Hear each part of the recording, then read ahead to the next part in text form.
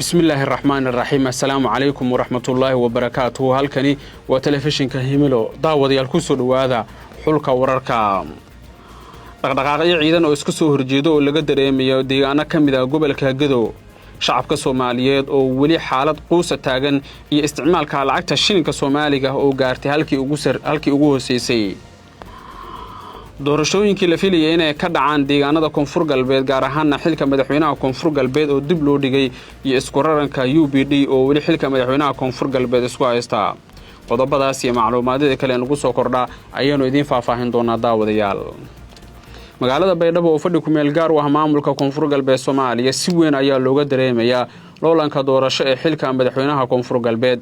madaxweyne Xasan Sheekh Maxamuud ayaa wali wuxuu ku jiraa kala xulashada xisbiyadiisa siyaasadda ama xisbigiisa siyaasadeed ee UPD kaasi oo ay dad badan aaminsan yihiin inuu Xasan Sheekh Maxamuud ku jahwareersan yahay cidda uu ka dhigayo xilka madaxweynaha Koonfur Galbeed.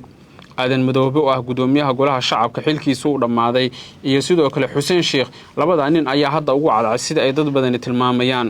aadan madoobe si cad ayuu ugu sheegay Xasan Sheekh Maxamuud haddii uu heli waayo xilka madaxweynaha Koonfur Galbeed in dalka uu gelinayo doorashooyin. Xasan Sheekh Maxamuud taas haday ay dhacdo geeri siyaasadeed bay u tahay mana rabo inuu waayo gacanta koowaad iyo gacanta labaad ee saaxiibadiisa Xuseen Sheekh iyo sidoo kale aadan madoobe. Baydhabo gudaheeda waxaa si weyn looga dareemayaa loolanka doorasho xisbiya siyaasadeed ayaa halkaasi tagay kuwaas oo raba inay qabtaan doorashooyin isku sidkan. dhaqdhaqaaqyo ciidan oo iska soo horjeeda ayaa si weyn looga dareemayaa deegaano kamid ah gobolka Gadow. dawladda Soomaaliya ayaa la soo warinayaa inay bilowday dhaqdhaqaaq ugu sareeyay kaasi oo ay doonayso inay ku weerarto deegaano kamid ah gobolka Gadow gaar ahaan Doolow. dawladda Soomaaliya waxay rabtaa sida ay wararku tilmaamayaan inay maamul gaar ah ka dhisto gobolka Gadow ka horna la sifeeyo ama ciidanka Jubbaland laga saaro deegaanada ay ka maamulaan gobolka Gadow.